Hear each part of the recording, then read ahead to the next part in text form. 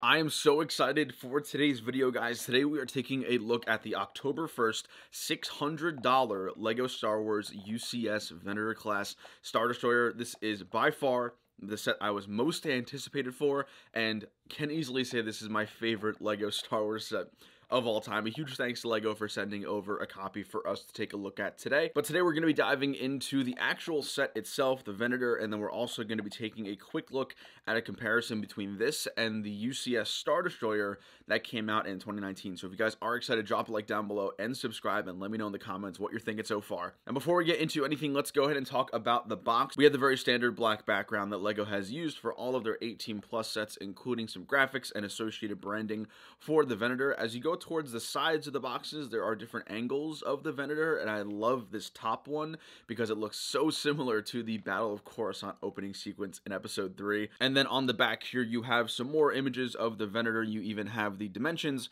on the very top, and then towards the bottom you have some reference images of the Venator from the movies, films, all the Star Wars lore. Now inside the set box there are two separate boxes, each coming with 2 instructions in each box. So there's 4 instructions total. You can build this for the most part with someone else. They are just screen grabs from the movie as far as I can tell. There's no sort of unifying picture that you can create when you put them all together. Now getting into the minifigures, the plaque, and the cool printed brick right here, we have a Clone Wars 20th anniversary brick. We also have the second UCS set to have a printed plaque, which is great. No more stickers for the plaque. And then we have, of course, the 2 new minifigures that we are introduced to. We have Admiral Yularen, which is one of the first, if not the first, Republic officer minifigure. And then we have, of course, the brand new Phase 2 Captain Rex, and he looks fantastic.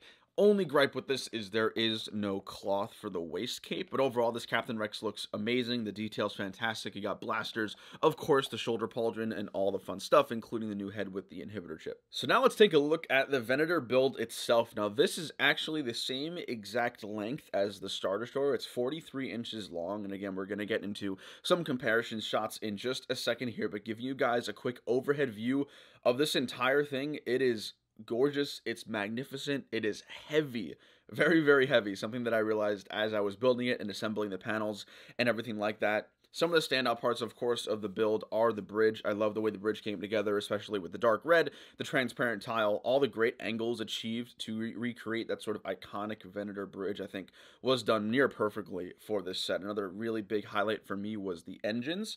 All this like sort of metallic gunmetal color, and it just looks amazing. There was probably about 7 or 8 bags dedicated purely to these engines and creating them, so this looks absolutely fantastic. I love the way it all came together. Also worth mentioning that the greebling on the side is super cool, and those greebles do lead into the hangar. Now unfortunately there is no interior on the Venator. This isn't really a big deal for me personally, but there is a hangar with a micro scaled gunship. I think it would be way smaller than that if we were scaling it to the Venator, but just to give you an idea, the Star Destroyer did that with the TIE Fighter and all that kind of stuff, so cool to see some smaller vehicles included in the Venator. But the entire Venator just looks amazing, and I love the top-down view, especially when you look at the dark red tiles, even some of those new shield tiles and sandwich tiles that LEGO used for a lot of the different accents on top of the panels that all came together super well. I also am a huge fan of the whole like row of big turrets on either side of the Venator. Of course, we see these on the Star Destroyer as well, but a much different design here, and one that I actually like a lot more. I think it just looks super cool and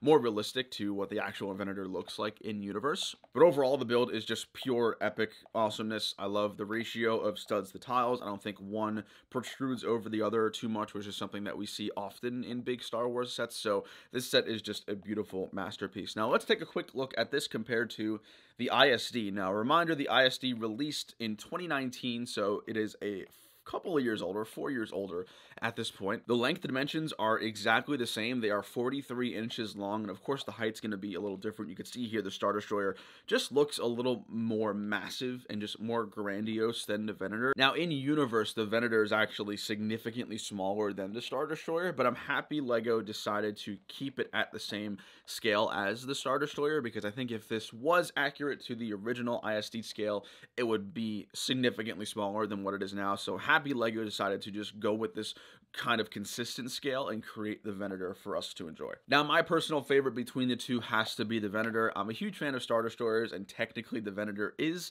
a Star Destroyer, but the Venator itself is just cooler to look at. I think the accents of dark red, dark gray, light gray, translucent blue, all these cool different colors, and even the stickers just look much cooler than the big monotone gray Star Destroyer, which still is an epic and amazing set. To sum things up, guys, this set is a dream come true. A huge thanks to LEGO for sending over this review copy for us to take a look at ahead of its release. The Venator is something I've been dying for ever since I can remember, and this is easily my favorite set of all time, including some great minifigures, printed plaque, overall a beautiful ship with details, and just everything just makes this magnificent. So let me know in the comments, guys, what you think about the Venator set. Is this going to be a day one purchase for you? Is this going to be something you're waiting on, or is this something you're passing up on? Let me know in the comments what you guys are thinking. I would love to get maybe 1 or 2 more to make like a cool triangular fleet of Venators, but I'm not sure how realistic that is. In fact, I don't even know if I have enough space. This is where I put it on my shelf, and I don't really know where else I'd fit any others. But thank you guys so much for watching. Drop a like down below if you enjoyed. Of course, subscribe for more content coming up very soon. And lastly, let me know what y'all are thinking down below in the comments. I will see you later. Take it easy. Peace.